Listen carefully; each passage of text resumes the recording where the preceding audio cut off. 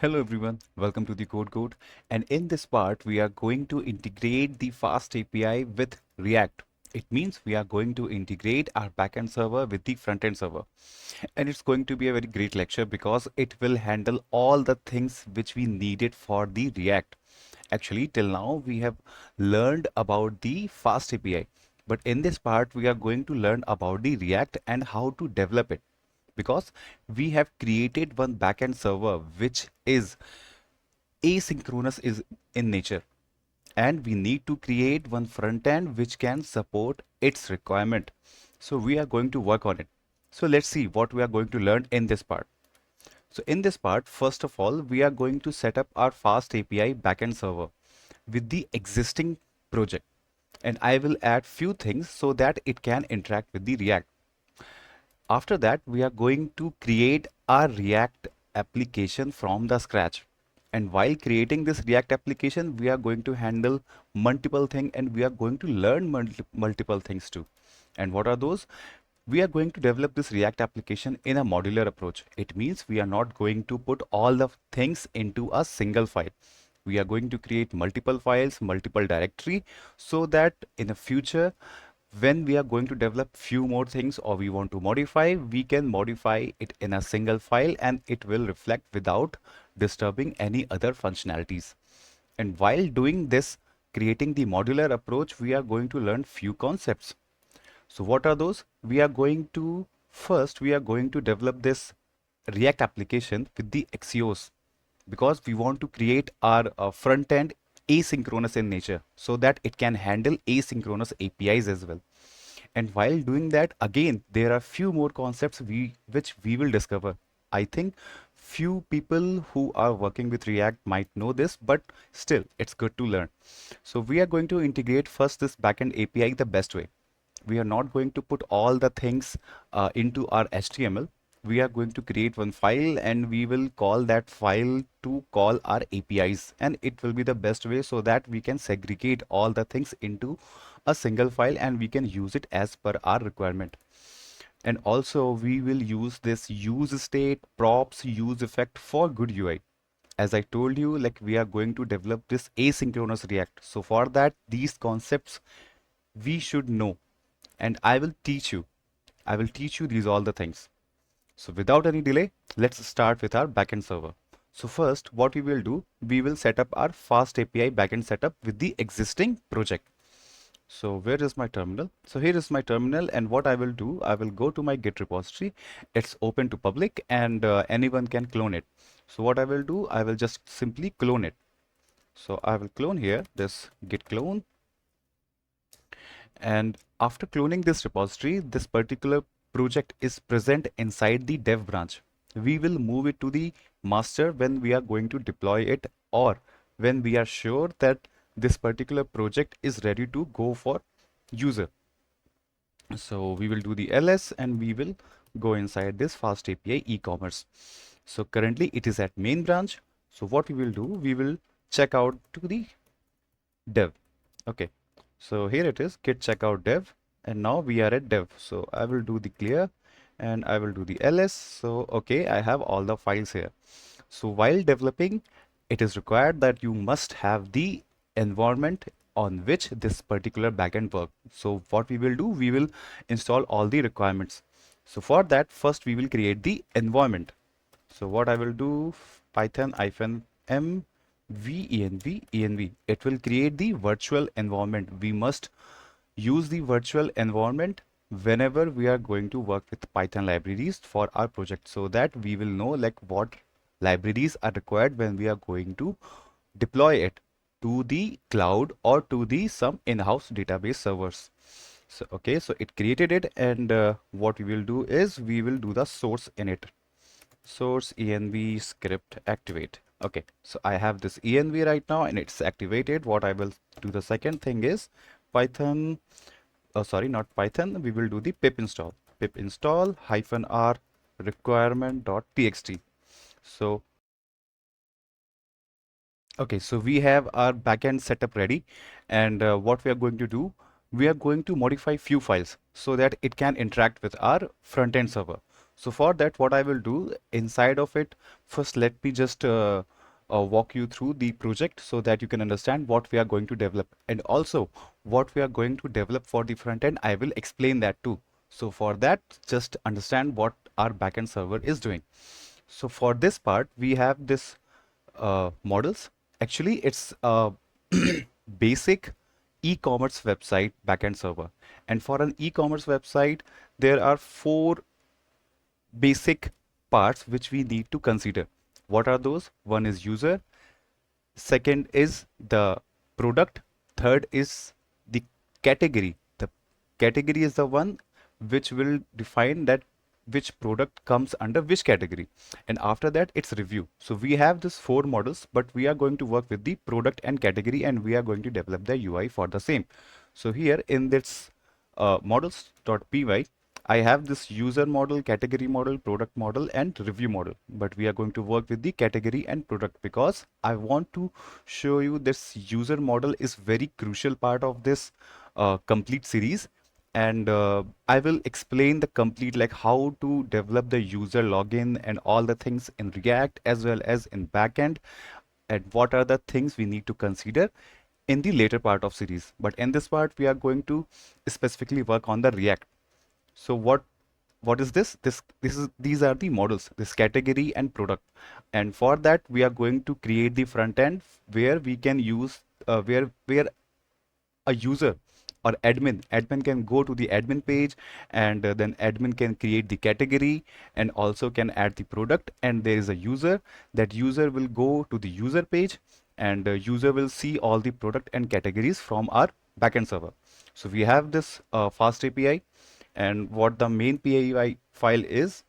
Okay, so here is my main.py file. So this main py file include all the routes to our API, and what these APIs need, like what are the action these APIs can perform, I will show you in the docs. This fast API provide the complete docs automatically. So I will show you that too once after the initiating the server. So here I already created few modification, and that is what this origin and apps. So first of all, we need to understand what this course is so that we can integrate our React server to our fast API backend. So for that, I will take you back to our slides and I will explain you what is course. So this course is cross origin resource sharing, but still what it is. So as a summary, it works as a mediator between two different domains. Again, what does it mean? So whenever we are going to, whenever we are going to create, whenever we are going to create some application. So, and when we start that application, it provides us some link. So for the fast API, it will be localhost colon 8000. So whenever we are going to hit a get request, post request, put request, delete request to that fast API backend, we need to provide the URL of our backend. But is it possible like some other service can use our backend? No, it's not possible because it's a different domain. So let's say if I'm going to initiate my React application, that will be initiated at my localhost colon 3000 port. But my backend application is running at localhost colon 8000 port. So how these two different application can communicate with each other? Because they both are completely different or separate entities. So for that work to integrate or to communicate between these two different domains, we will call them different domains. One domain for our backend server and one domain for our front-end server. So these two domains will be communicate with each other with the help of a middleman. And what is that middleman? That is called the middleware. And that middleware is course. This course is cross-origin resource sharing. So that is why it is called a middleware, and it will have two main things. One thing is this origins, and second thing is its property, this middleware properties. So what this origin signifies? So this origin signifies that what other domain can communicate to my backend server. So here I have provided the list of those domains which can use our backend server for their services. So Here you can see this localhost colon 3000, this localhost colon 3000. These two domains, one with the HTTP and one without the HTTP. So I have provided the list of those domains where this React server will send requests to my backend server, and my backend server will check this list. Okay, if this communication is coming from this particular website which is added to my origin, then only I will provide you the data which it needed for its services. So it's the first part. The second part is its property. So here you can see this allow origin, allow credential, allow methods, and allow headers. So from their name also you can identify that what their significance is. This allow credentials, it means through the React application we will be able to send the authentication token, user credential, etc. Allow methods, it's the star there. So what does it mean by the star? We can use the get request, post request, put request, delete request, all type of request we can hit to our backend server. Allow headers, so there are some keys and values which we provided into our headers, and through the star we are allowing all type of headers. So basically this is the one part where we control that what the domain can access to my backend server. So it is the where we can restrict our front end server. So we understood what course is. So now what I will do, okay, it is already here. So what remaining is, let's initiate our backend server. So just to initiate our backend server, we must ensure that our backend database is also connected to it. And to ensure that our database is working fine or not, so for that, what we will do, we will just initiate our PG admin, this PG admin, and this PG admin is there. Like we created our database in the Postgres. So through the PG admin, I can do the admin work to my database. And for that only, I am opening this PG admin. Okay, so let's just wait for a minute. Okay, so the window is open. What we will do, we will just go here and click it. We will provide the password. Okay, okay, it is not that. Again, okay, why this connection localhost 542 connection failed? User Postgres localhost.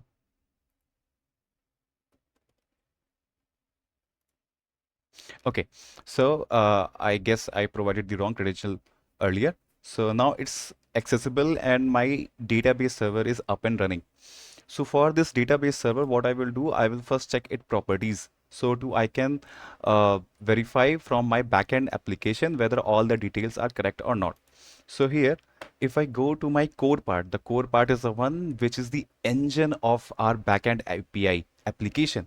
So here in the db.py, let me move it here. So in the db.py, you will find this, not db.py, config.py, sorry. So inside this config.py, you will find this database URL. This database URL is containing some kind of syntax. So if I am using this Postgres and also my data and also my application is asynchronous, then it means I'm using this async pg database driver. So for that, I have this syntax. And for this syntax, what it means is like this is my username, this is my password, this is the server where my database is running, this is the port on through which I can access my database, and this is my database name. Okay, so I will verify here. I will come to my properties of this database. I will check, okay, this FastAPI ecom, this is the FastAPI ecom, that is correct. I will go to the definition. I will go to the security parameter, default privilege properties. Okay, so I will come here inside the properties. Everything looks fine. Okay, properties. I'll go here again. Okay, okay. Parameter security definition. Not here. Let's come to our database. Postgres property. Okay, sorry. So from the main database part, we will come here and we will see, okay, our host name is localhost. That is fine. We are using localhost here. Our port is 5432. Our port is 5432. It means our string is correct. It is for the local database which you have. If you have your database in some other cloud services or some other network, you can provide the correct path here. And don't worry about this username password. When we are going to deploy this application through Docker, we will handle these all things. So you don't need to hard code your username and password when you are deploying it to the production or dev server through the Docker. Okay, so that's a different part. We will come to that in future, but currently we are trying to focus here on the React part. So it is here, it is correct. And also, if you are using this Alembic as your database migration service, then you need to come to this Alembic. Okay, you need to come to this Alembic and you need to go to this version env.py, not env.py. Where is that file? Where is that file? Where is that file? Alembic.ini. Okay, so it is the Alembic.ini. When you initiate the Alembic in your backend server, you will find this alembic.ini. Inside this alembic.ini, you need to make sure that the SQL alchemy URL is same as you have provided in config.py. Okay, so everything is pitch perfect for now. And what we will do, we will initiate our backend application. Okay, so everything is there, and what we are going to do, we will initiate this application. Okay. Okay, so here is the uvcon main app reload. We will do the main app reload, and now our backend application is up and running. So to verify whether our application is running or not, so what we will do, we will use this 8000 port and we will verify the docs so that we can see that what are the APIs it is providing to us. So I will open this browser and I will do the localhost :8000/docs. Okay. So it opened a very detailed document. And here I can see I have created 2 APIs for user. I have created 3 APIs for category, in which I'm collecting all the categories which are present in my database. I'm collecting the category by the category ID, and I'm also creating the category through the post request.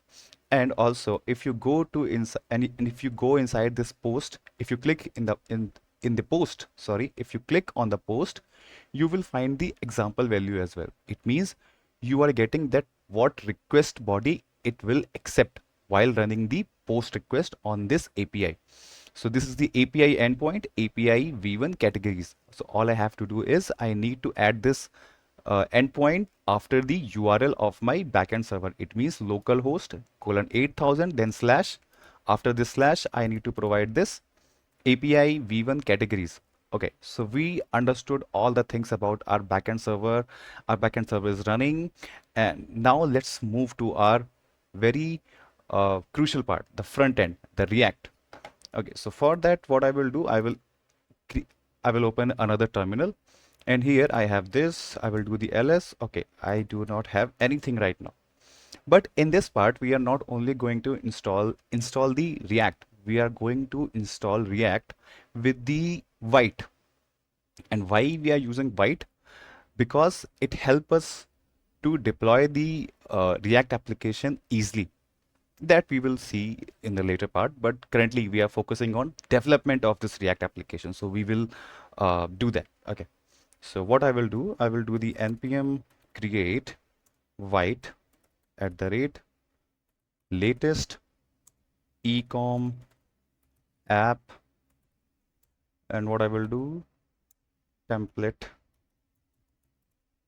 React. Okay. So I guess it will do the work. So to run with the npm, what I will suggest, if you do not have Node.js in your system, I will recommend you to go download and install it. We should use all the latest and stable version of it. So Node.js is the prerequisite of this particular part. So what I will do here, it is the syntax to create the React application. Okay, so I will initiate it.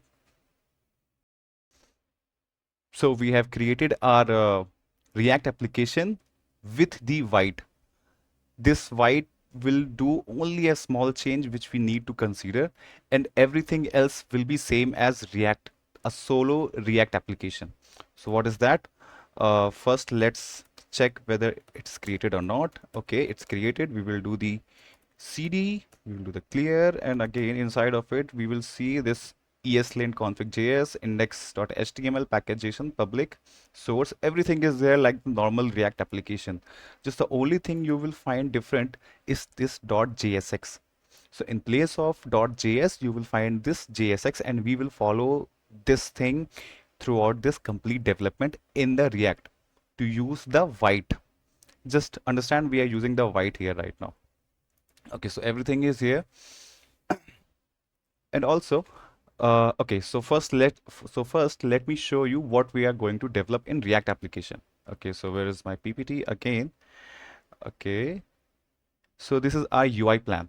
So inside this UI plan, we are targeting two people. One, a customer. Second is admin. Okay, so what this customer and admin means? So the customer can only view. So whatever our e-commerce website have data inside its database, customer can only view, and then only they can select that particular item for purchase or navigation or window shopping. But for the admin, admin can add category and product. Admin can create new category, and admin can add product to that particular category or to existing category.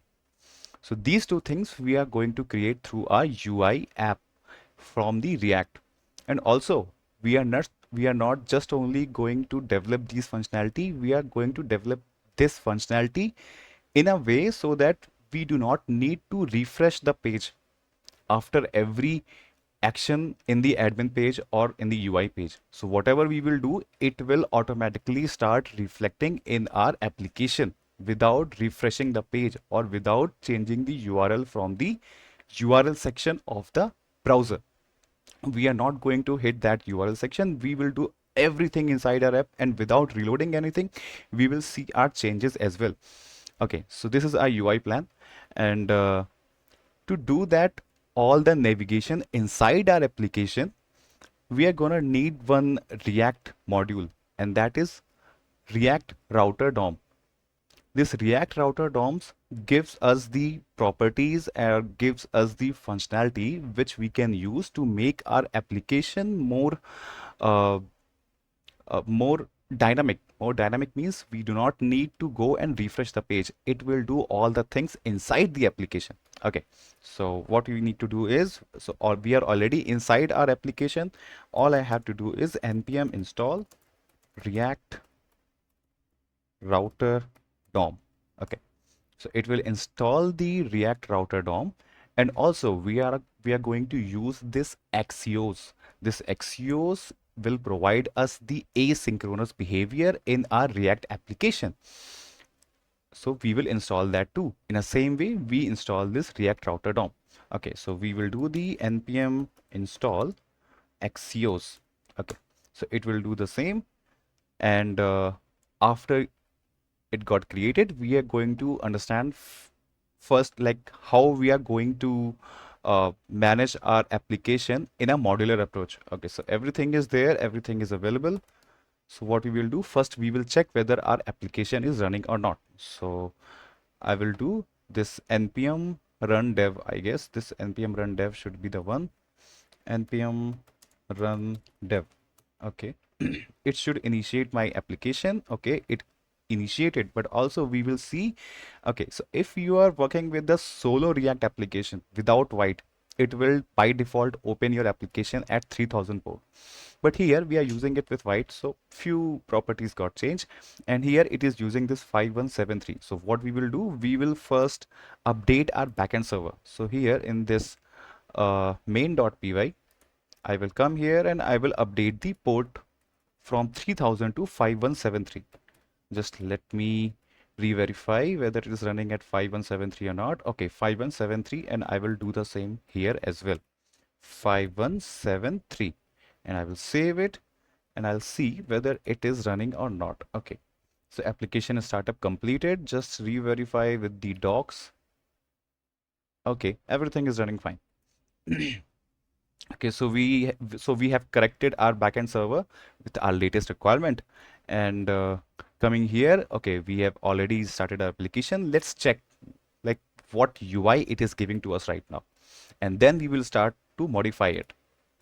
Okay, so here I have this 5173 Vite plus React, and it should open one logo with the Vite React. Okay, so it is started. This particular URL is working, and it has provided us the one UI. So we are going to modify it. Okay, so let's start it. For that, what I will do, I will leave it this white started here, so that whatever the development we will do, we can see it live at the URL. Okay, so here I have this app.jsx, app.csx, and as per the flow, if you are new to this React application, let me just tell you the navigation of it. So here, if you see, here is this index.html. So this React application, when you go to your URL and you hit this URL to your browser, it will call this index.html. This index.html then call this main.jsx, which is inside the source folder. So here it is the source folder, and it will call this main.jsx. So this main.jsx will provide you this app. This app, it is coming from the app.jsx. This app.jsx is here. So this is the one which is called in that index.html inside the root, and inside that root it is returning this HTML which you are seeing there right now.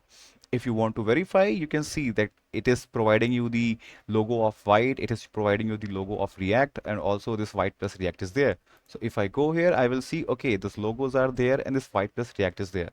So it is a simple navigation of React, why, like how it is calling. So it is a bit structured way, and this React is totally work on the JavaScript. So this JavaScript is the one in which we are going to create our methods, and that methods will return the HTML component. So whenever we call that method will actually return the HTML, and that HTML will be rendered into your UI. So as per here, if you see, we created this app and we are returning this HTML element, and also we exported this default app. So here, if I go to this main.jsx, so what I did is I exported that app from this app.jsx file, and I simply called it here. So here, what you see is only app, but what this React is seeing is this particular HTML element. Okay, so we understood few things, that how this React is navigating the files to each other, and what is the root, like from where it is getting the root. It is getting the root from this index.html. So inside of this root, you will find this main.jsx. That main.jsx is calling your app.jsx, and this app.jsx is returning your UI. So we need to do few things with the app.jsx, and it will automatically be called inside your UI. So first, what we will do, we will create, as I said, we are going to create our application in a modular approach. So what I will do, I will create few directories inside my source folder, and that because inside the source, it will be easy to call them to each other. So I will create one directory, components. Okay, components. Okay, so inside this components, what I will do, first I will create the navbar. So all the UI application have this navbar, and as we don't have any user mechanism right now, all we are dealing with the category and product, and just we are learning the React. So we will create the navbar, and through the navbar we will toggle between the user view and admin view. Okay, so what I will do, I will create one file. This file will be called navbar.jsx. Okay, this navbar.jsx, and inside this navbar.jsx, what I will do, I will create the nav link. Okay, so before creating the nav link, okay, while creating the nav link, I will explain you few concepts regarding to React router DOM. Okay, so I will start the coding. So what, okay, import React from React. Okay, fine, and import this nav link.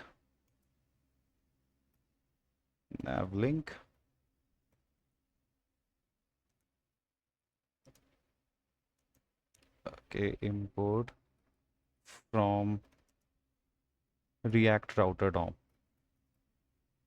React router DOM. Okay, so it is also there now. I will speed up this development so that you all only have to understand what is required. Okay, so here we have our file, and let me walk you through like what I have created. So here in this particular nav bar, I have added three parts. So first thing, this nav brand. So most of the time at the nav bar is the one which you saw at either at the top of your website or at the left side of your website, inside the left panel, you can say. So I am creating this top panel, top nav bar. Inside the left side, I will add some logo, or I can add some logo, I can add some syntax to our business name or to whatever we are going to provide there. So for that, I just name this ecom React for my application, and I created two links. These nav links, it I imported from the React router DOM. So what it will do, this particular two part, what it will do when I'm going to click on this nav link, it will automatically change my URL from that localhost 5173 to admin. Like if I, okay, just let me add here this admin view.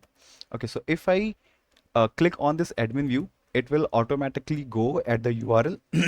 Sorry, it will automatically go to the URL, and it will add /admin, and it will reload your application for that view. You do not need to go to a URL and type the things. All you need to do is you need to just type, or you need to just click, sorry, you need to just click on that link or button, whatever you are creating inside the nav link, and it will redirect you to that particular page. Okay, so we have created this nav bar, and now what I will do, I will go to this App.jsx and I will modify this div part. So for that, I'm gonna need few things, and what I will do, I will remove this white logo. This is not required for us. So I'm gonna need this React import. Okay. Okay, this okay, let's import it. Import React from React. Okay. And again, we are going to use this React router DOM. So what we are going to use, I will tell you, this router. Now we are going to use the router. Okay, so what is this? This browser router as router routes route. Sorry, route. Okay, as route from React router DOM. Okay, from import navbar from component navbar. Okay, that is fine too. And okay, I guess for now that's it. We do not need this or this for now. I will remove this one. We have imported all the requirement, and I need to modify this thing. So I will remove this one, and what I will do, I will remove this thing too. Okay, so here what I'm just going to return, okay, return. I will fast forward it. Okay, so we have created our latest app.jsx. Currently, it is just a simple view. So let me show you first what it is this. Then I will explain you that why this routes, router, and route is used. So here, let's go to our terminal, and it is already updated. So we will come here and we will do the refresh. Okay, so here I have this ecom React and customer admin view. Customer view and admin view. It is just a simple UI. We need to add CSS to it. So if I do the customer view, nothing's changed at the URL. But if I do the admin view, it automatically added the admin. And if something's there, if I if I created some view for the admin, it should come here with this admin view click.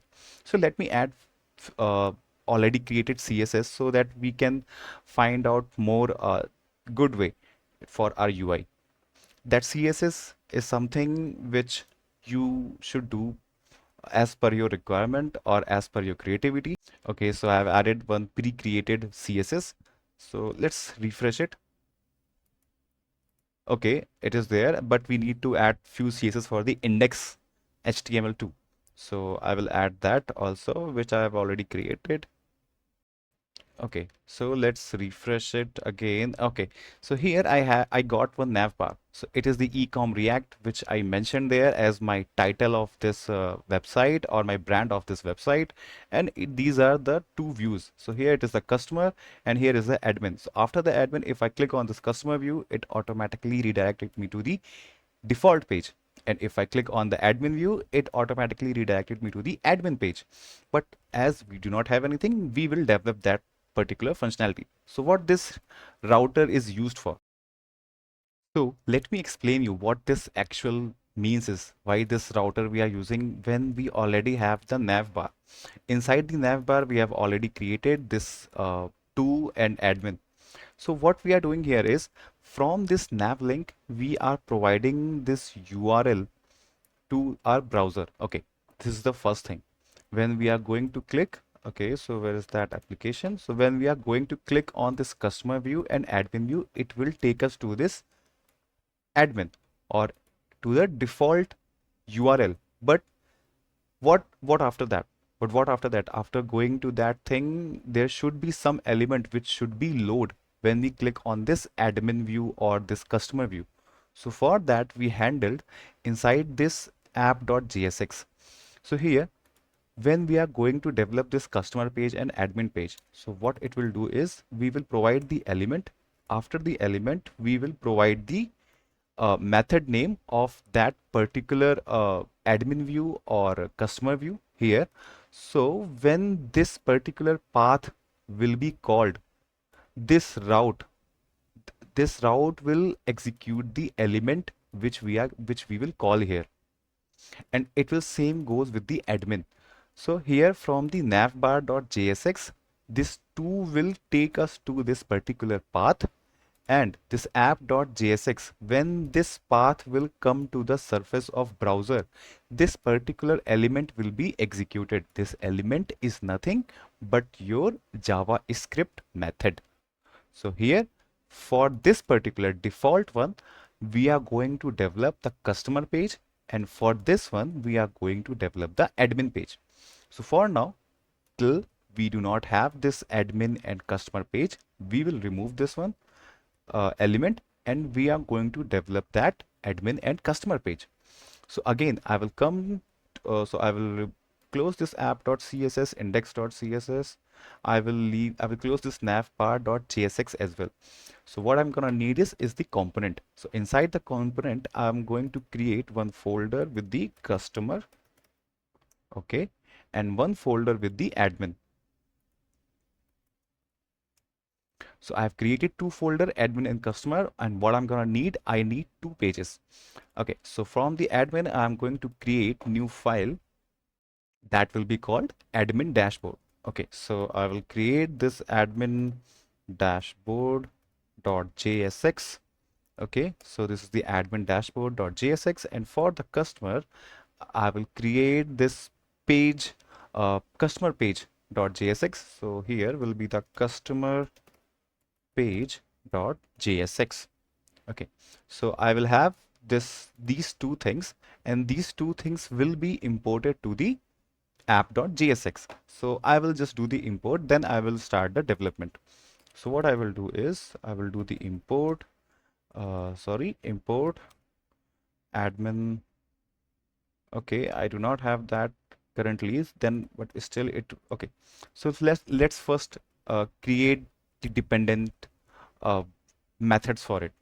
To go forward with this admin page, what we will do, we will make our project more modular.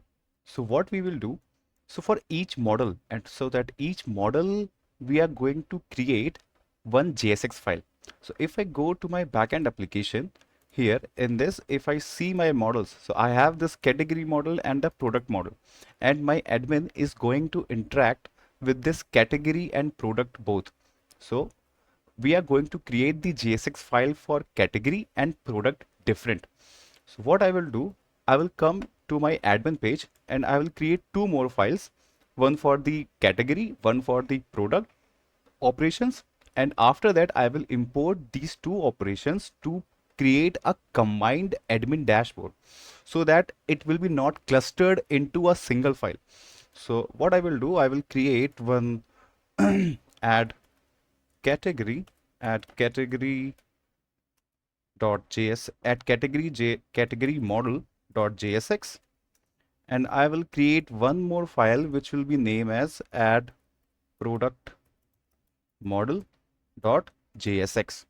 Okay, so I have created all the files which is required for this admin page, and I made sure that this is the modular approach so that one thing got changed, I do not need to disturb the other thing. So for the first thing, I will go for the category. Okay, so there is some uh, hmm, camel case mistake. Okay, so now it's fine. So I will come into this add category model.jsx, and before moving forward with the add category model.jsx, I'm going to teach you few more concepts. So let me come back to my PPT, and what we are going to learn, that how to use the use state. So again, it's a React library which we will be used, but what its significance? So as summary, this using use state in React means you do not need to refresh the page to reflect the latest data. So what we are going to do is we are going to create one window in our React application. That window is called as model here. That particular model is called when you create a window that you need to work with, and it will uh, grade out all the backend elements. So that particular focus is on that model only. So you do not need to refresh the page to reflect the latest data. So when we are working with a model, or we are going to add a category through the admin page, we, after adding that category, we do not want to refresh the page so that we will see, so that we can see that okay, the category which I've added is added or not, is present or not from my database to UI. What it will do, after adding the category, it will automatically reflect the data to your UI. You do not need to refresh the page. It will do all the things by itself. So this is for the use state. And what is the syntax? So this syntax contains two variables, state variable and set state variable. So when you load your page, so let's say you have one empty database, or you have some default values with the database, and you are loading your page. So you are going to set some initial values. So when the user will come to that page, that user will see, okay, I have this data. That is called the preloaded data. That will be called, comes into the state variable state. And if I'm going to add few more things or one more thing through my model or through my UI, what it will do, it will update the data of this state variable. It will update the data of this state variable. This state variable will be used through your API to do the post request in the backend, and also it will do the get request from the API to update the data to your UI model. So this state variable is the storing value work as a variable. So it's a storing value work as a variable means, again, it will save your initial value, and using this set state variable, you are going to update the state variable which we have used earlier, and these two variable comes from the use state. Okay, so this, the first thing, this state variable, it will become when initializing page with default value. We are going to do some action, then we are update using the setter. We are going to update this state variable using the set state variable, then without refresh, web app will be updated. So it is the flow of this use state, so that we can work with the React without going to the URL or refresh button. Okay, so this is that. Let's start for the category first. Okay, so I have this category. What I will do, I will start the development. I will fast forward it. Okay, so we have created this file. So let me go through the all the component which we have right now for this particular model. So for that, what I did is, okay, let me do this thing here. Okay, everything is fine, then fine. Okay, so here what I did is I created one JavaScript method. This is add category model, and this add category model, what it use this is open, on close, and on success. Again, it's the props. If no one knows like what the props are, so let me just explain a bit more about the props. Then we will come back here because we are going to use this use state and props at multiple times in future. Okay, so come back here. We understood about what this use state is. Now let's come about the props. Okay, so what the props is properties. And what I mean by the properties, the component communicate with each other primarily through props. And what does it mean? That props are how data and functions are passed down from parent component to its child component. This is a one-way data flow. So let's assume you have one pop-up window for your UI, and there are some course of action which you perform, then only you can perform the second option, second action, then only you can perform the second action. So to reach that second action, you need to do some changes on the first action, and that the first action will be called your parent, and the second action will be called your child action. So the parent action will pass down some properties to your child action, and that particular child action will be executed based upon those properties, and that is called the props. So we understood this props, what this props are. So if I come to this model part, for which I told you like there will be a window which you have to interact first, then only you can do the other actions. If it is still open, you cannot use other action if this particular window is open there. So for this model, it will pass down few properties for each parent action to child action. So for each action, if that particular thing is still open or still closed, or it got successfully executed its behavior, these all are the Boolean values. So if that particular model is open, it means if prop dot is open value will be true. And if that particular model is closed, then this props dot on close value will be true. And if that props gets executed successfully its behavior, then this props dot on success will be true. So till then, this is open is true, this on close and on success will be false. On the case of on close true, is open will be false, but on success can be true and false. Okay, so it is the combination of this is open, on close, on success for the props. So we can use this props directly. All we have to do is we need to create more variable to use its properties, props.isOpen, props.onClose, props.onSuccess. But we can do one more thing. We can directly access this is open, on close, on success like this. It is called the object destructuring. This is the thing which we have used earlier also for the browser. Let me show you where we have used it. So if I go to this App.jsx, I call this browser routes route through the object destructuring, or else I had to use this browse router in this way, but that's not a good way. We need to make our code more simpler, more readable. Okay, so this is the one thing. So here it is called the props, and this is what we are going to check for our model which we are going to create. Okay, so I guess we understood that what this particular props and use state is. So here what I did is, first of all, add category model. So here what I will do is I will check for these properties. So see, if something is already open, we cannot perform the actions which are already executing at the initial stage.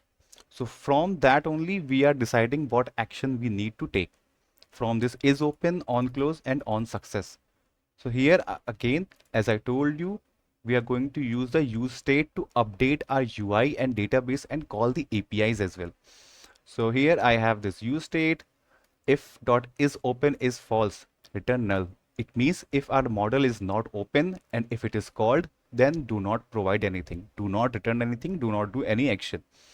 Now comes to this handle submit. Okay, if this particular condition get failed, it means this particular model is already opened. So now we will come to this handle submit. So what it will do here, after this try part, it is executing this method await create category. So as per our fast API backend development, we have used this await with the async for the asynchronous behavior. So here again we are using this await. This await will provide this React functionality so that it will work for the same user if the user have opened, uh, if user want to do some other action as well after clicking submit on this particular model, or if this particular window, we can restrict this model as well, sorry, this model as well to a flex window, and we can do some other action to other flex window. So meanwhile it is running at the backend, you can do some other action, or you can create a functionality in your UI so that you can add or do multiple stuff for the same API. So through this await we are doing this. So this await is calling this create category. Still we do not have this create category variable till now with us. What it will do, it will do the API operation for the category. As we know, let's come back to our APIs. So here for the category, if I'm going to create a category, I need to run the post request, and this post request need this name data, this name variable and its value as its payload. So what we are providing here, this create category, the name which we have provided to our model, the latest name. Okay, so if this executed successfully, it will create an alert that category created successfully. After creating the uh, alert, what it will do, it will do the set name. So whatever the name is present inside of it, it will update its name again to blank. This on success, refresh the count on the dashboard. This on success will do this particular part. This on success will do the thing which we are saying that we do not need to refresh the page every time. This on success will do that thing, and this on close will close the model if that particular thing executed successfully. So we have created the catch expression as well. That's fine, that's good. And what we are doing here is, again, we are returning the HTML element. So here from the HTML element, I've created this UI. It is the form in which I'm taking the value from the user, and while submitting, it will do this on click on close. This on, sorry, this on close is coming from here, and the submit will do the button, all the actions which we are trying to do here, this handle submit. So when we click on the submit, it will execute the handle submit. Where is our handle submit? Handle submit is here. It will call this handle submit while submitting the category in the form, and it will perform the actions here. So the second parts come here is, and the main crucial part, how we can integrate our APIs.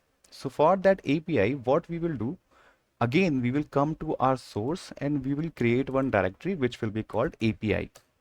Here we will create a file which will handle all of our APIs, and that APIs will be called in all of the places where we are going to render it in our HTML. So for that, what I will do is, I will just go here, I will create one file, one main file which will create the Axios to work for us.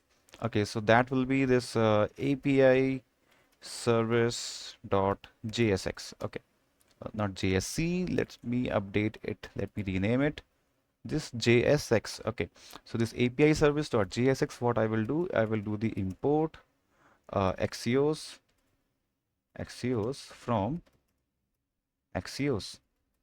Okay, so it got imported here, and what the next thing is, I need to create the const. I will create the const. I will provide this API equals to Axios.create, and after this, inside I will provide the base URL. This base URL will be the URL of your backend server where your all APIs are working. So what is our backend server? This is our backend server, this localhost 8000. So I will take it and I will paste it here. Okay, so I have pasted it, this localhost 8000, and I will correct the syntax as well. So okay, so I have this API. Now what I have to do, I need to just do the export API, export default. Where is this default API? Okay, so we created a file which will handle all of our APIs server, this Axios. So now we need to create one API file for our category. See, for all the models for which we have created the CRUD operation, this create, read, update, delete, we are going to create a separate file for all of them. So in this way, we are not going to uh, create a mess in a single file. So what I will do, I will create one more file here, and from here I will name this file this category API .jsx. Okay, so this is category API .jsx, and what I will do, I will do the import API from API service.jsx. Okay, it's API service.jsx. Now what I need to do is I will create the const. Const will be this category API. This category API equals to this, and inside of it I will provide this fetch category. It will do the get operation to get all the categories. So this fetch category will be, okay, it will be like this and this, and I will do the API dot get. Okay, I have this API dot get. Now for the get, I need the API endpoint. So what is the API endpoint? If I come here for the category, the get API endpoint is this API v1 categories. So let me copy it from here, API categories. Okay, and I will paste it here. Okay, so here I have this get request completed, and what I'll do, I'll create one more for the create category. Create category. It will take, like, it is a post request. Create category. We are going to create one category, so it's a post request. And what we are going to need for the post request, let's understand it from here. So for this categories, I have this post request, and for the post request, I need a payload with the name. So I need to provide a name for a category to be added in my database server through the API. So what I'm going to take, I will take this name here. This name, it will get this name from API dot post. I will get it from the UI. It means from the user or UI. Okay, so here what I will do, I will just paste it, this API endpoint, and after it I will provide the name. Okay, so it is completed. Currently we have created. Now all we need to do is export category API. Export category API, and it should be default. Let me add the default. Export category API. Fine. Let's create this for the product as well. Okay, so let's create it for the product, because we are going to need this product API somehow after this when we are going to create. Okay, let me just rename it. Okay, not this one. C should be in caps. Okay, let me add one more file. This new file will be product API. Okay, a product API JSX. And what I will do, I will just take the complete format from here. I will paste it. And what I will do, I will take the API endpoint from here, API v1 products. For that, we can verify again from here. It is the product section, and it have the API endpoint of API v1 products. Okay, fine. That's fine. Everything is correct in this way. To fetch category, okay, I will rename that as well. I will provide it here, and what I will do, fetch all product. Fetch all products. products. Okay, so this is the fetch all products, and it's the create product. Okay, for the create product, what we are gonna need, again we will come to the post and we gonna need this name, description, price, category, ID. So these are multiple variables. How we are gonna take it? We will take it in the JS, but here we will provide only a single variable which will do all the things. So what I will provide here is this data product data, and this product data will come from here. Okay, so it is the category API. Let's update the name, this name as well. It will be product API. Okay, I guess I used it with the caps, so I need to update it here. Okay, it is fine. Let's go back to the category. It should be this PI should be in small. Okay, so this PI is small. Let me update here. Okay, it might be not working correctly, so let me add it, this API service dot JSX. Okay. Okay, fine, everything is fine. So we have created this API variables which we can later call while creating the methods. Now we have to go back to this add category model, and we will uncomment that API and we will call the APIs which we have created. Call the create category from the path. And what is that path? It will be here inside this uh, inside this app, inside this API, this category API. Okay, so it navigated to the clear path. What I will do, I will just need to provide, I just already provided here, I need to uncomment it. I will uncomment it. Now this particular action is completed. It's easy, right? So we have created this particular UI component to add a category to this particular admin page. Now, after creating the category, all I need to do is I need to add product to this category. So what I will do, I will come here in the add product model.jsx, and I will fast forward this development so that we will talk about the important parts only. Okay, so I've developed few things here, and you can see this use effect here. It's something new which we didn't see till now and we didn't use till now. So for that, what this use effect is, I'll teach you this thing first. Then we will see this what add product model.jsx file is. Okay, so come back to our PPT.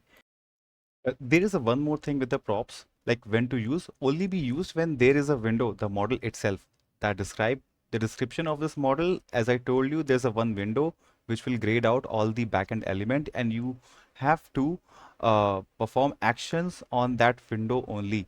But we can modify our UI by using the flex windows, like multiple flex windows, to have these kind of properties, so that the other flex window will work for something else. Okay, so after acknowledging the information before they can continue interacting with the underlying contents, it's the same which I described you. So for the use effect, uh, let me explain you that what this use effect is and why we are going to need it. So this use effect hook is a React way of saying, hey, when the component is on the screen or when certain thing change, I need to go to do something that's not just about showing UI. And sometimes when I leave the screen, I need to clean up after myself. So whenever you are going to do some action on your screen, this use effect will be executed with some certain condition. Okay, so again, so if you are using this use effect in your React component, so whenever you are uh, accessing your page where this or element where this use effect is present, it will execute once if you haven't provided any condition. So there are multiple conditions which can use with this use effect. So let me explain you a bit more with the example so that we can understand more about this use effect. So here is the example. So run after every render. So this use effect if we haven't provide any condition to it. So whenever we are going to render that page or particular that window or pop-up or that model in which this use effect is called, it will be executed once every time whenever that page is rendered or model is rendered. Okay, now let's add some conditions to it. So here, if I add this empty array, which you can see at the bottom, what it will do, good place for a one type setup like fetching initial data, run only once after the initial render. So when you are going to first time access that page in which this use effect is present, it will just execute once. When you are going to refresh it again, or when you are going to render it again, or you are going to do some actions at your page, it will not do anything. Okay, now let's add one more condition to it. Let's say user ID runs when user ID changes or on initial render. So if you have provided this user ID as it conditions, and if the value of this user ID gets changed using that setter method, so this will execute every time whenever this user ID got changed, or runs when user ID changes or on initial render. So first, when it got rendered first, then it will execute, and then it will execute only when this user ID will be changed. So this is how we are going to use the use effect. And it is required for us because we want to dynamically upload the data to my screen, to our application screen, so that we do not need to do the refresh, because even with the refresh it will take the, let's say you are using this use effect with the fetch API, get API, and for to run that get API you need to refresh that page, but we do not want to refresh that page. We just want that whenever I'm going to add something to my products or to my category, I want it to render it automatically. So this use effect will come in that picture. Okay, so we understood about the use effect. Now let's come back to our coding part where we are using it. So here the first three things which I did is I just imported the use state, the use effect from the React. Okay, so we know about the use state and use effect. Now let's come to this category product. It is the API. It is the create product API which is present inside the product API.jsx file, and it is the fetch category, the get API of that category which is present inside the category API.jsx. See how it is good that we segregated all the things into different files, and now we just need to interact that one file where this change is present. We do not need to touch anything else. It will be, so it, because of it, it becomes more reliable. Now let's come back to the method which is rendering our HTML. So this add product model. So what we did is we created this use state for category and product. So while creating the product, we will have one form, and that form will contain the data of category and the product. The product which we are going to add with its specification. What are the specification we are going to need for this product? So let's come back to our API page, and what we will do, we will go to the post request where we are creating the product. So for the product we're gonna need this name, description, price, and category ID. Okay, so this category ID we want because we are not going to our database and we will fetch that category ID from the category table. So we want something that which will fetch category ID for us automatically while we are creating the product inside that category. So we are going to create one form in which we will have the drop down for all the categories. So when we are going to select that category, it will automatically get the category ID for that particular category, and that category ID will be injected into its product data. What is this product data? This particular payload, this name, description, price, and category ID. Okay, so now we understood the concept, what we are gonna use. Okay, so here for that I created this use state for categories and product data.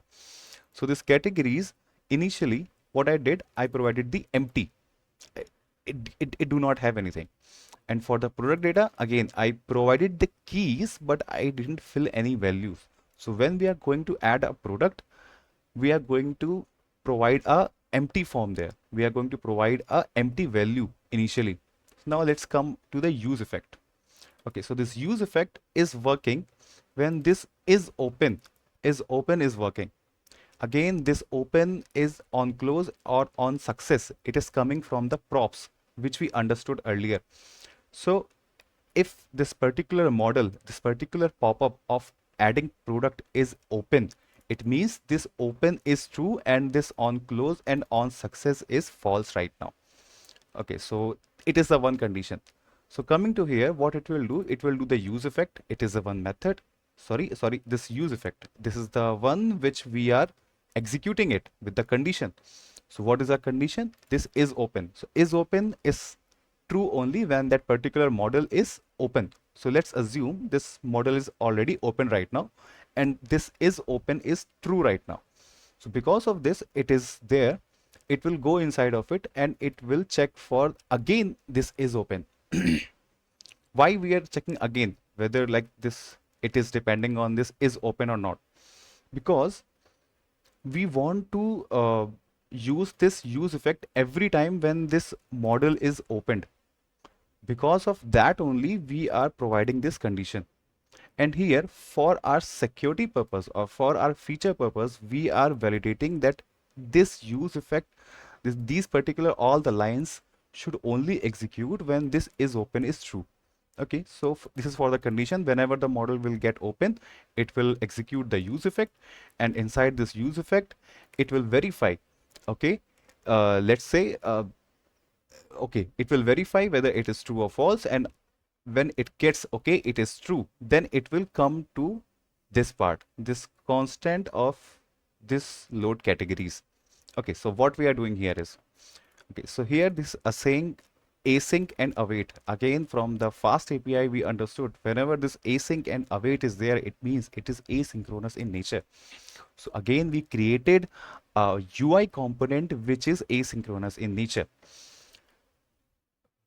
Here, what I am doing is I'm collecting the result from all the categories. So this fetch category, which is coming from this API file, and here what I am doing here is this I'm creating this asynchronous operation. This asynchronous operation will do this fetch category in a non-blocking state. Okay, so it is one thing. Now we are updating the set categories. After getting the data from the get request of this category, we are updating the rest.data. It means the result which I am getting, taking the data from it, and that thing I'm updating into my set categories. Okay, that's fine. So every time whenever this model will open, it will fetch this data from the category table, and for that time we have the data when we do not need to reload it every time. Sorry, for each transaction, it will do all the things automatically. Okay, so we have this in the drop down, we will get the updated categories. After this, if we are checking whether if even a single category is there or not, because we need to segregate our product into some category. If no category is present, then we are not going to do anything. But if some category is present, then what we will do, we are going to set product data. So in that form, we are going to provide some data, and that data will contain the category ID from this .id. See this result.data, it will have this .id. As I said, it will go automatically to your database. It will get the .id from here, and it is fetching it here right now. And what is this 3 .pd? This .pd it is coming from the form, this pd set product data. It is coming from the form form. It is coming from the form, and it will have this name, description, price, and category. It will fetch out all the data, and it will render it in this state. Okay, so we have this use effect. It will take all the data, and it also it just updated the use state of product. it updated the use state of product data. Okay, so this is fine till now. We haven't submitted. We haven't submitted till now, and now that thing comes here. It will do the handle change. Where is this handle change? Let's see. So it is the name on change handle. So whenever we are going to do the submit, on submit, it will call the handle submit. Okay. So where is this handle submit? Handle submit is here. It is the handle change. What is the handle change? Let's see what is the handle change. So for each of the name, so for each of the element name, we have provided the on change, use this handle change method. Okay. It is a default placeholder. That is fine. That will be updated there when we are going to write some data. And whenever we are going to provide some data inside of these field, it will execute the handle change. Okay. So after providing the data, it will go to the handle change. It will take the name and it will take the value. So for all the four fields, not all the four fields, all the three fields, this name, description, and price, it will automatically fetch this particular value, this particular, the value of key, and it is the value of its answer which we have provided. So it will fetch the key and it will set it here, and it will take the value which is present inside the form and it will set it here. So this is the part where it is updating the value to that particular key of this name. Okay. So it will do recursively for all the fields which we have provided, this handle change, and this handle submit will do the work of pushing data into the database and updating data to our UI as well. So what is this handle submit? This prevent default try. Again, it is from the await. This create product. This create product is coming from here. This create product, it is the API. This create product will use the product data, which is already been updated by this handle change.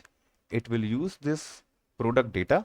It will take the complete value, and what is this? It will do the parts float production. Okay, so why it is there is because when this handle change work, it will store all the data into the string format, but as per our database, this should be in float. So here we are doing the typecasting from string to float. Okay, that is why it is here. So for the product data, and it is the price, now we have the all the data, and it will run the create product API. Again, from the alert, if it is executed fine, then product created successfully. On success, then on close, it will close the model. So this is the complete thing, and it is the simple UI element. We have just created this add new product. After that, we have this form, which is calling the handle submit on submit button while we clicking on submit.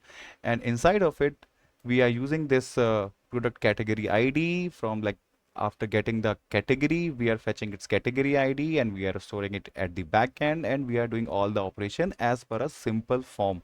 Okay, so we have all the things right now, and we can just import this add product and add category model to the admin dashboard, and then we can import this admin dashboard to our app.js. Okay, we'll do the same. We will do this thing. Okay, so here we have this admin dashboard. Now I have this admin product and admin category, add product. Okay, everything is there. I will close all the not required file. So we have this admin dashboard here. So what I will do, I will just copy paste it, and I will explain you like what the things are happening here. Okay, so here I have this admin dashboard, and okay, so before understanding this, let's import this admin dashboard. Then I will make you understand that why these all things are required here. Okay, so what I will do, I will go to my app.jsx, and what I will do, I will do the import import components, import component, no, not sorry, component, import admin dashboard from this. Okay, so I have this admin dashboard, and what I will do for this admin, I will add the element equals to okay, I need to add this curly braces here and also here. What else I'm doing? If this is this, then Okay, I need to remove this routes as well, like here.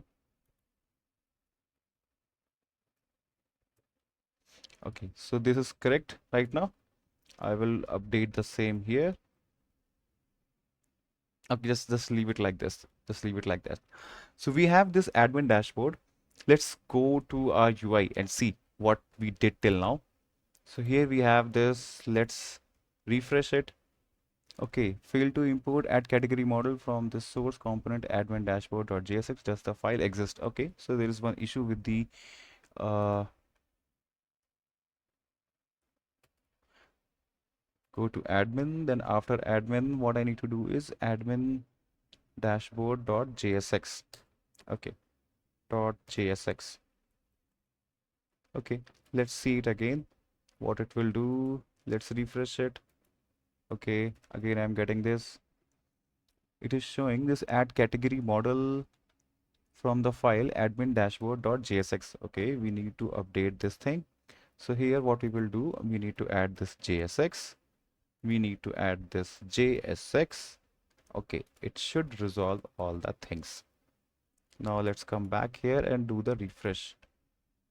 Okay, why it is not there? Oh, again, we do not need this dot. We do not need this dot slash. Okay, add product, admin dashboard. Okay, it is in the same hierarchy. It should work. Now let's do it again. Hey, it's not working. Okay, let's do it again from the from.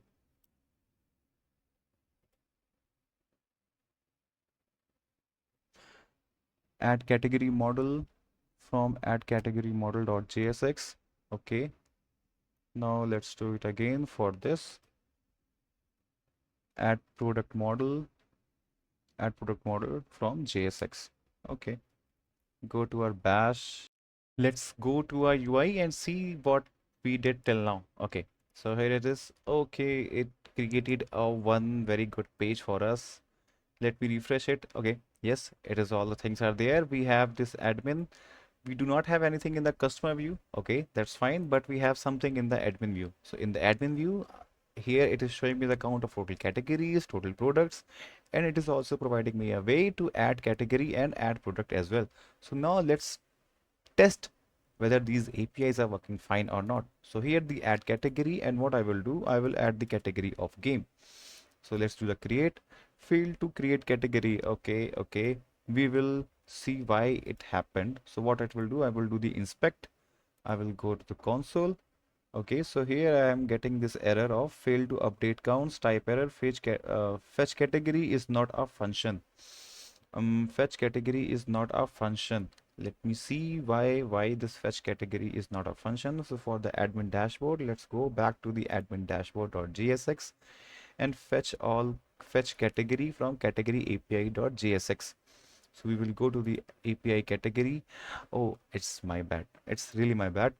I need to import the category API, and from there I need to use this fetch category.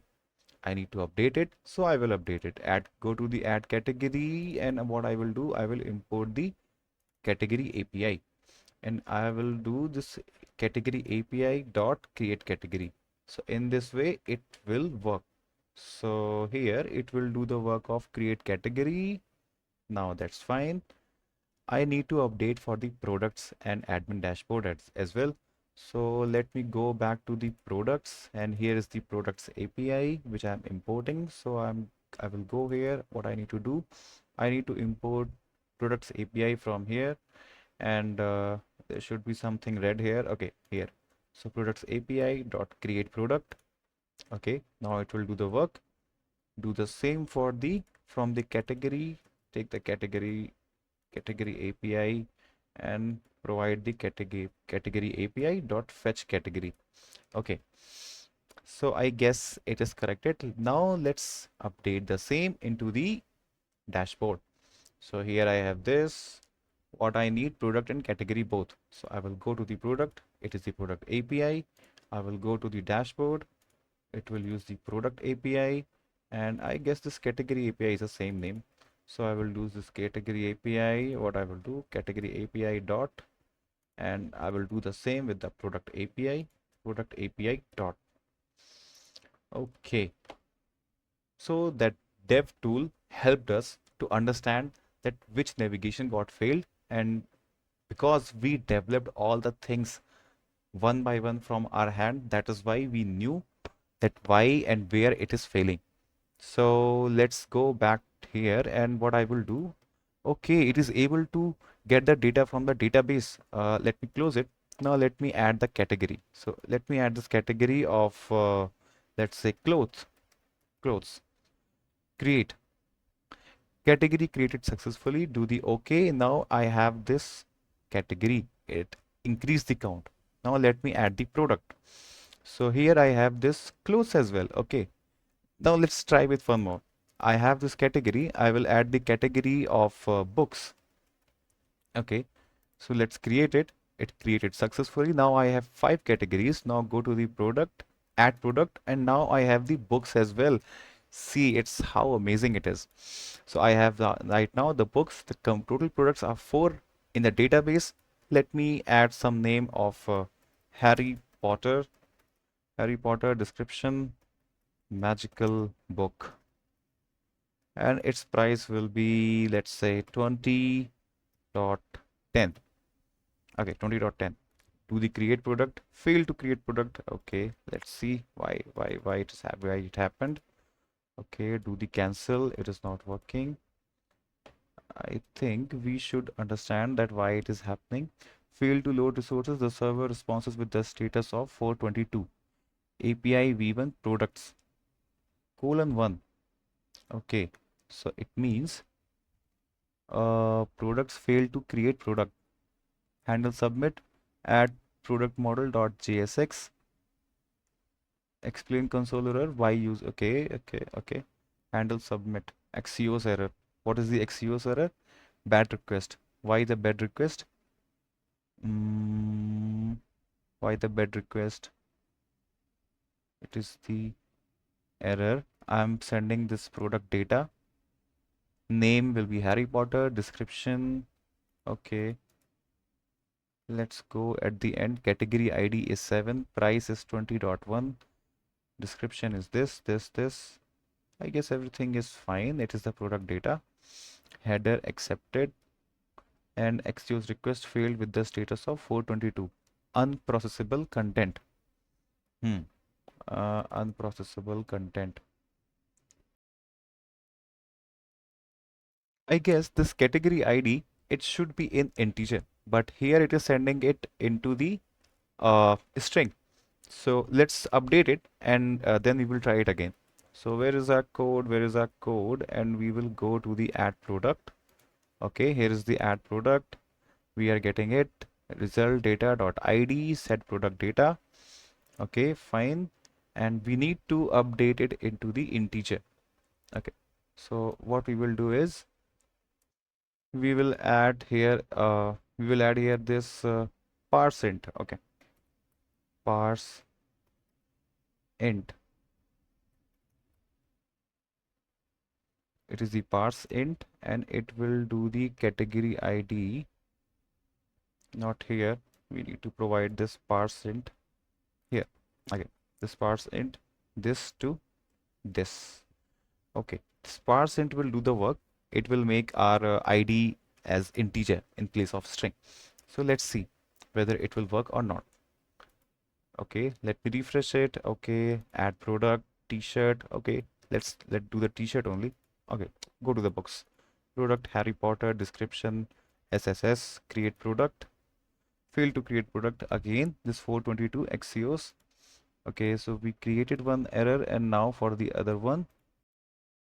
Okay, let's see that what else is failing here.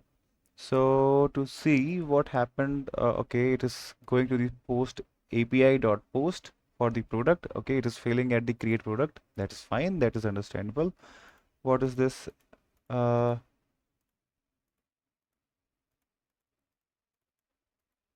Okay, here it is the error.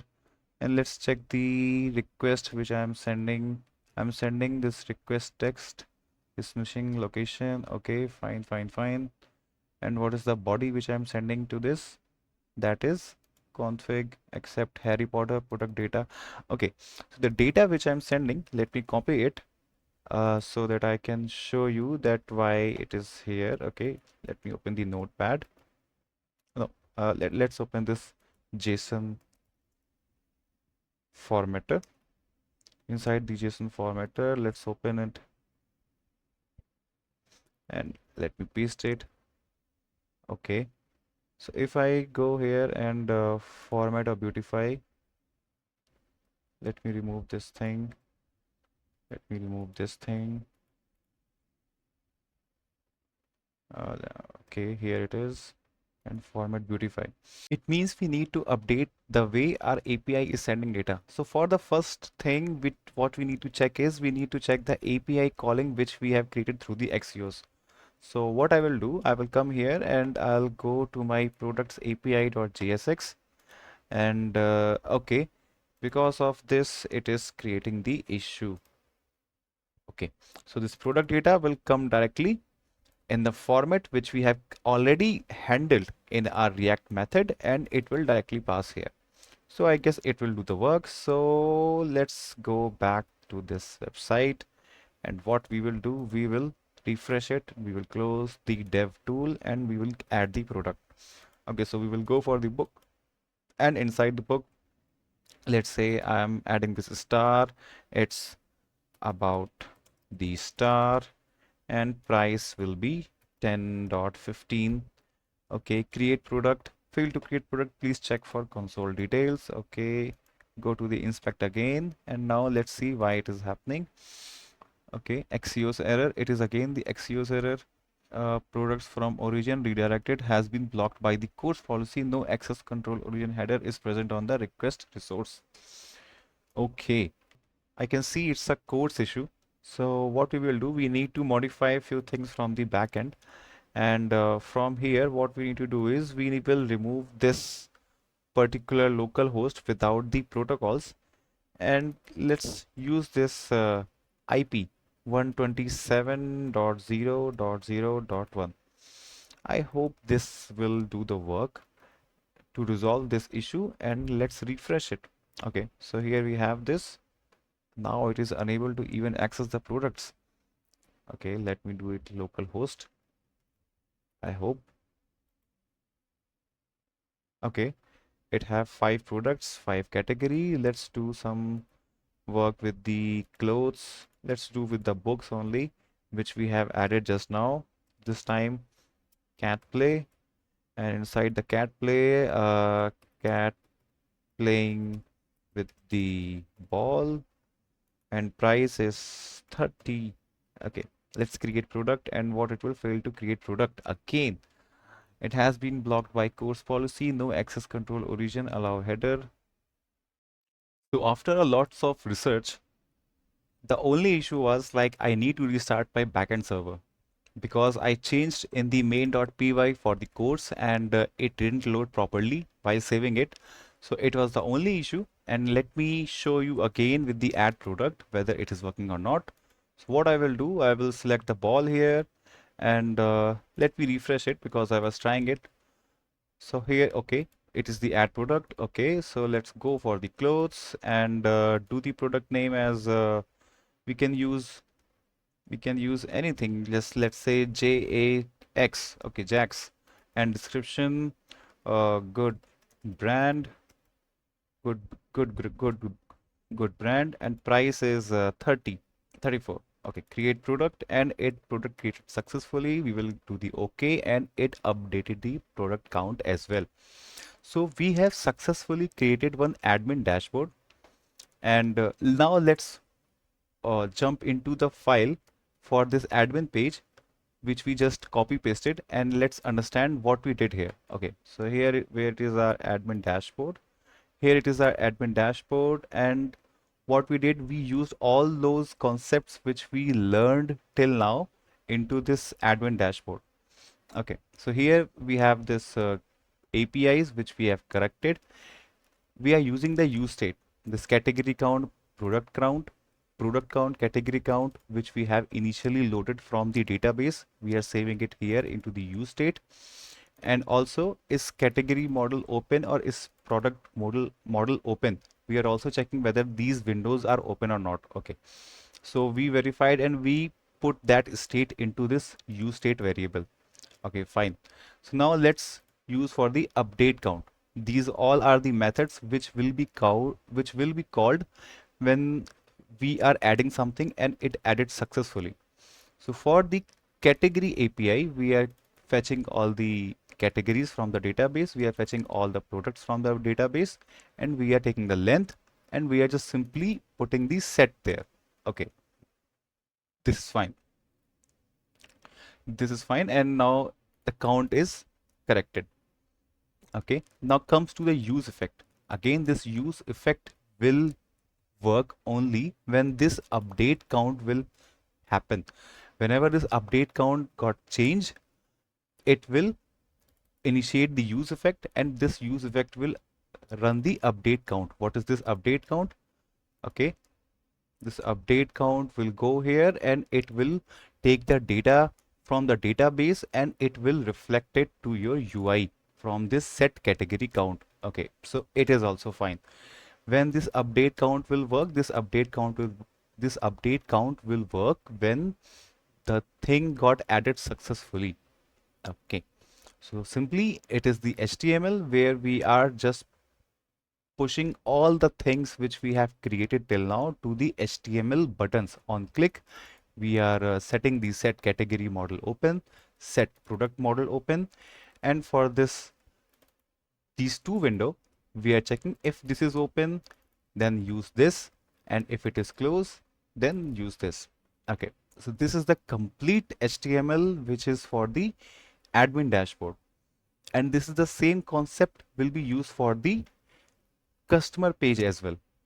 I'm not going to do all the things for the customer. I'll just go and paste the section of the customer and let's see what it will give us. Okay, so what I will do, I will just create few files, and those files will be new category dot category list dot JSX, and one more file. This will be the product grid. Okay, product grid dot JSX.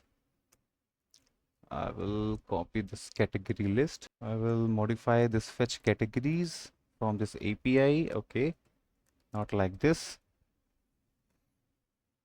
How we were using in the admin dashboard. We were using this. Okay, for the category, we will use the category API. For the category list, product grid. What we were using? Fetch categories. Okay, fine. So we will import this from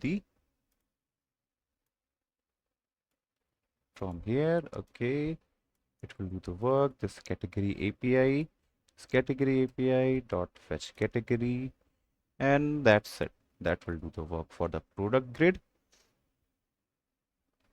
Okay, I guess I imported it at the wrong place. Let me copy it at the right place. Okay, now let's go for the product grid, and product grid is also simple. What we will do, we will come here and we do not need to do anything else. Okay, that's fine. Now let's go for the customer page, and in customer page we will do like this, and all we have to do is category list from category list product grid fetch. Okay, I need to update these two things. So how we are using it in the dashboard, let me add that. Where is the dashboard? Dashboard, admin dashboard. Okay, product API. Go to the customer page, import the product API, and let me remove this one. So from the product API, I will use the dot notation, product API, and again here the dot notation will do the work. Fetch product by category. Okay, we didn't create anything for this one. So what I will do, I will create this as well. I will go to the APIs, go to the product, and fetch product by category. Okay, so what it will ask. Okay. Okay, that's it. Fetch product, this API dot get. Um, okay, am I doing anything wrong here?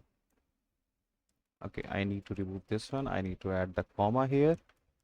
Okay, and also other than this, I need to add call like that. This category ID, it will take the category ID. API dot get category ID. This is this. Okay, it's category ID. Fine. Let's check whether it will work or not. All we need to do is we need to just add our app.jsx. So like this, we will import one more file, customer page from this. Okay, that's fine. Now we need to add it as an element here. So what I will do, I will copy here this and I will paste it here and I will add the customer page. Okay, so everything is set. Now let's check whether it is working fine or not. I will do the refresh. I will go for the customer view. Okay, go for the all product. Nothing is working. Why?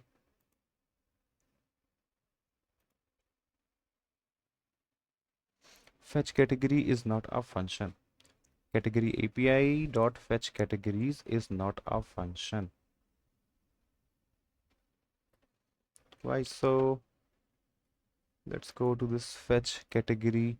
Okay, it is like this. So I guess I spelled it wrong in those files. So let me go there in category API fetch categories. Okay, so it is because of the I pronounced it wrong. So what I will do, I will come here, not here, in the API file. Where is that API? Let me close all the unnecessary files first. Okay, so all the unnecessary files are closed. Let's go here, this fetch category, go to our customer page. This fetch category will be updated here, and customer page, it is also using the fetch products. Okay, what else we are getting failure? Fetch categories, fetch products, fetch categories, fetch product, fetch categories at category list. Okay, fine. Fetch products. Okay, go to this product API. Is that API fetch products, fetch all products. Okay, I will go for the add products. Sorry, customer page, fetch products, fetch all products, and fetch products by category. I guess right now it's correct. Let's go and refresh it again. Now again it is failing as product API fetch product at the page of customer page. Okay, customer page.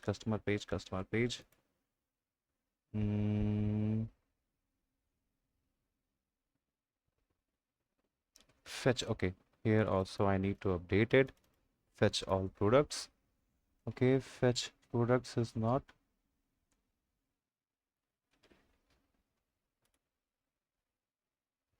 Okay, so it is working fine right now. I am getting all the categories and all the products which I have. So let's select this t-shirt. Okay, ball, game, cruise, books, all products. Okay, so for individual one, it is not working. So let's see why it is not working. Category ID. Fetch products by the category ID. Again, I've put it in the wrong place. I need to go to the category API and I need to provide it here. This category, it should be come under the categories. Okay. Fetch product by category ID. Let's check whether we have this kind of API or not. Okay, we have this products, get product. Okay, we have this product by the product ID. So we do not have the functionality to get our product from the category ID. So it is not relevant. So here, if I say this thing will not work, if I click on something like click on the category and fetch out all the products related to it, but still it is working with the existing functionality which we have. So this is the way how we can create and we can integrate our fast API with the React. And your design and your model is the sky. I will update the complete code into the Git repository, which you can find in the description. And I would like you to go and check or update. Anyhow, in few days, I will update the correct code as well. So thank you. And let me know if you have any doubts. I tried my best to explain you. There might be few things on which you can get confused or you got confused. I would like to know those things, and definitely I will try to help these things to get understand with more clarity and with more examples. And thanks for watching. Stay connected, and if you like this video, then please like it and subscribe it. Thank you.